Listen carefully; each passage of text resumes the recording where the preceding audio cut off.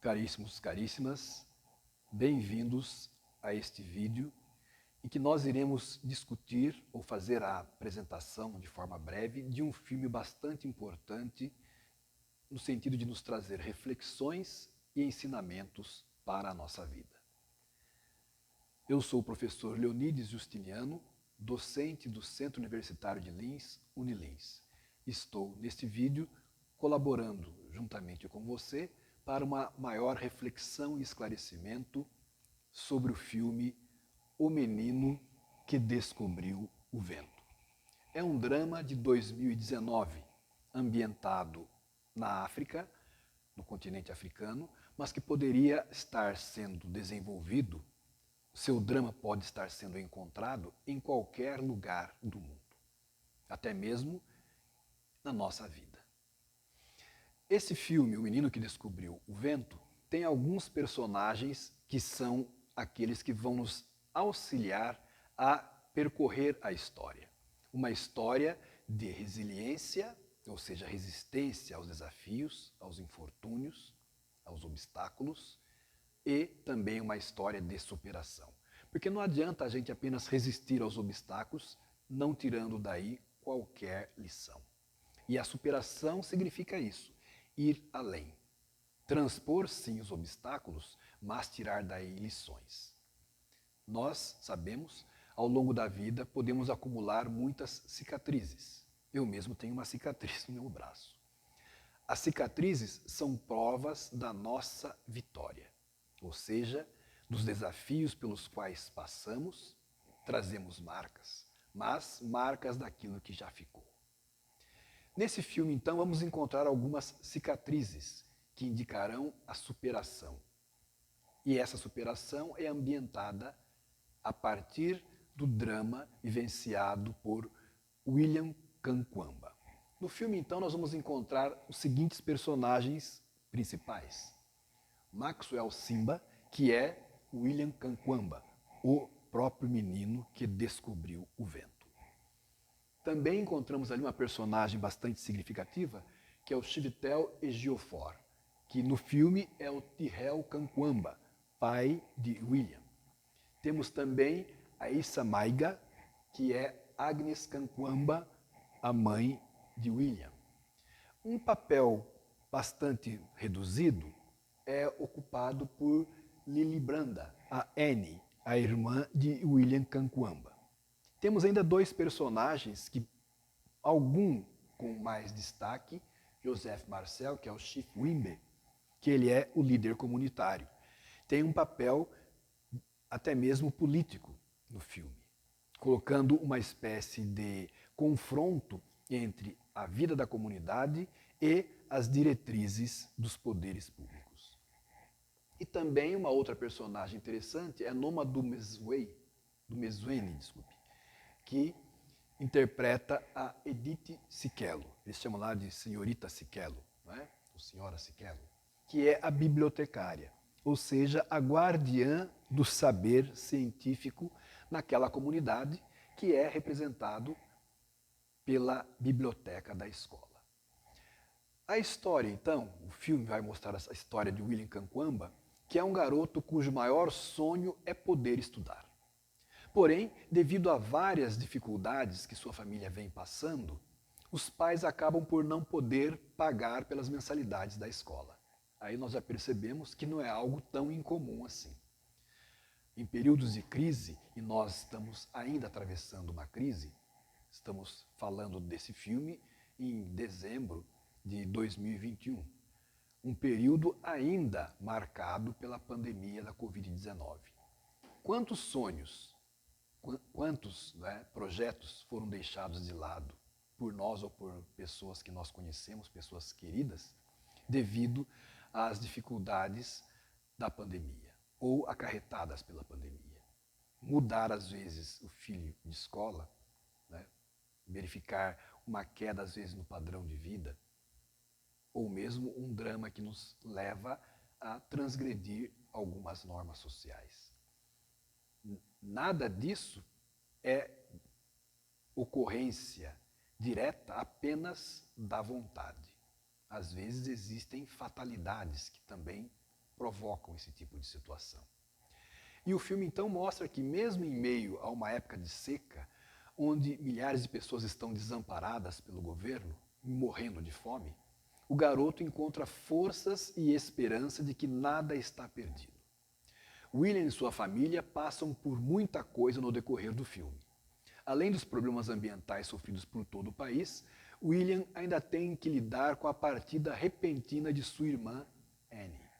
Na verdade, a partida é porque ela vai se envolver com uma pessoa, justamente um professor na escola de William, e diante da falta de perspectiva, ela entende que talvez saindo de casa ela seja um fardo a menos para a família carregar, ou como ela mesma vai expressar, uma boca a menos para ser alimentada. Mas de uma coisa, William jamais desiste: da escola. Como o pai não tem condições de pagar a escola, que é uma escola particular, William tem de ser afastado dos bancos escolares. Mas, mesmo diante dessa determinação do diretor da escola, William vai escondido à aula. E, mesmo depois de ser expulso da sala de aula, ele busca formas de frequentar a biblioteca. Não é? Mas o pai de William também se ressente de toda essa situação e quer obrigar William a, juntamente com ele, trabalhar a terra. Só que é uma terra árida, porque não existe irrigação. A bomba que puxaria a água do poço está com problemas, estragada. E eles não conseguem, então, uma irrigação e têm de ficar aguardando o tempo, né? Ou seja, a chuva. Então, William, diante disso, mais ainda se empenha em estudar. E, ao frequentar a biblioteca, ele descobre uma nova paixão: a paixão pela ciência. E ali ele vê uma forma de ajudar a sua comunidade. Com a cara e a coragem, a sua persistência, sem apoio algum e apenas reciclando coisas que achava no ferro velho, William continuou insistindo numa solução para aquela situação. Ele jamais se conformou ou desistiu. E através de sua força de vontade, a sua resiliência, que nós já citamos, William conseguiu um grande feito: um moinho de vento capaz de bombear água que, por sua vez, ia direto para as plantações, garantindo assim o sustento da família. Esse filme é baseado em uma história real, contando a história de William Kankwamba, um garoto inteligente e autodidata. O drama conta como os moradores de Malawi, um país sem saída para o mar, situado no sudeste da África, passam por um período intenso de chuva, o que os impossibilitam de trabalhar na colheita, que é a única fonte de alimentação e renda. Quando acabam as tempestades, vem a seca, que toma conta do local e piora a situação, levando pessoas a morrer de fome, ainda por não terem ajuda do governo. Mas não apenas morrerem de fome, começam ondas de saques, né? Aquelas ondas de violência em busca da sobrevivência. Além de todos os problemas, sobretudo políticos, a fome leva então a família de William a, digamos assim, sucumbir, a desmoronar, quase que a desistir de continuarem tentando. No início do filme, percebe-se que o pai de William, Tyrrell, reconhece o valor da educação como instrumento de transformação. Ainda que não tenha tido a oportunidade de estudar, ele usa os seus poucos recursos financeiros para custear a escola dos 2 filhos. Com o desenrolar da narrativa, porém, percebe-se que William enxerga o papel transformador da educação de maneira um pouco mais ampla, associando o conhecimento científico ao potencial de intervenção nos problemas trazidos pela seca que se intensifica. Essa diferença de interpretação da definição da educação entre pai e filho promove desentendimentos característicos do que nós chamamos choque de gerações, cultura e de oportunidades. O pano de fundo social também mostra o descaso do governo e evidencia que a curiosidade, a criatividade e a determinação de William são atos de bravura e de resistência. O diretor, que é o próprio Ejiofor, não é? Ele é o diretor do filme e trabalha como um personagem, digamos assim, coadjuvante. Mas Ejiofor, então, ele encontra espaço no filme para destacar o folclore, as diferentes línguas do país e os costumes típicos, enquanto retrata a si mesmo como a geração bondosa, porém tolhida pela dificuldade de acesso à informação. É um filme claramente político, ainda que a política seja compreendida menos como um conjunto de práticas sociais. A subtrama do governador, não é, com suas ações nem sempre positivas, ficam em segundo plano. O que aparece, o que é destacado, é justamente o esforço individual de cada pessoa diante das situações desafiadoras. Ainda se acredita, parece ser esse o raciocínio que está por baixo de tudo isso, né, o raciocínio do diretor, parece indicar que, mediante o esforço necessário, qualquer um passa a dificuldade e pode se tornar o que quiser. Um engenheiro promissor como personagem principal, que é o que se torna William.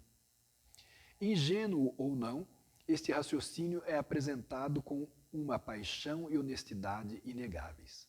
Desta forma, o diretor impregna cada cena de humanismo e empatia, além de ressaltar a importância das mulheres dentro das transformações sociais. Algumas críticas a esse filme apontam que existe algo fundamentalmente contraditório no costume de identificar casos excepcionais dentro da sociedade e utilizar esses casos como modelos que qualquer um poderia seguir. Na literatura costuma-se falar do personagem ou da personagem típica, aquela que tem características que o distinguem dos demais e o identificam, né? Quase como que um estereótipo. Existem também essas outras personagens mais amplas que trazem sobre si grandes, digamos assim, mitos. O mito da superação, o mito da resistência, né?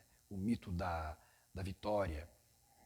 Quando se fala, na verdade, da jornada do herói, que é algo que se discute muito nas técnicas de escrita, né? Storytelling, o mito do herói narra justamente, ou permite que se narre justamente essa trajetória.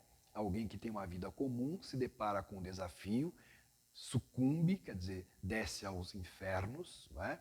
Lá ele encontra um mentor, esse mentor lhe dá orientações, dicas, ferramentas para que ele volte ao seu mundo, derrote o dragão, né, os grandes problemas, e aí conquiste o paraíso, a vitória. Este é o chamado ciclo do herói. Então toda a trama, de uma certa forma, mostra isso.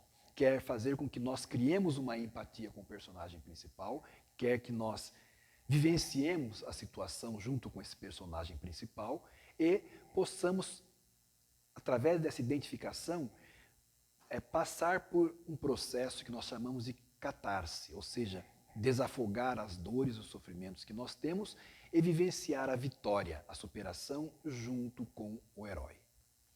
Então, em outras palavras, William ele é instrumentalizado para caber dentro do formato narrativo e moral de uma fábula, a jornada do herói, nós dissemos. Ele jamais representa a si mesmo, e sim representa algo muito maior. Ele vai indicar nas suas ações, na sua vida, às vezes até na sua fala, ele vai indicar a importância das escolas, da união, da luta contra as opressões, do respeito ao próximo e assim por diante. Por esta razão, a história se transforma em um grande tratado, digamos assim. Não é? A história de William tem como objetivo não só nos sensibilizar, mas sim fazer com que tenhamos um posicionamento sobre várias questões. Também nos inspira a não desistir daquilo que queremos, por mais difícil que pareça. E para encerrar, deixamos uma frase que foi dita bem no final do filme pelo pai de William. Onde quer que você esteja, vá para a escola.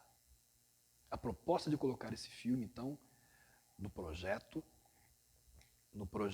que é justamente a luz, câmera, não é? E superação, podíamos dizer, esse projeto ele é bastante interessante e vai possibilitar discussões acerca da superação das adversidades, a importância do estudo e das escolhas que fazemos, onde quer que estivermos.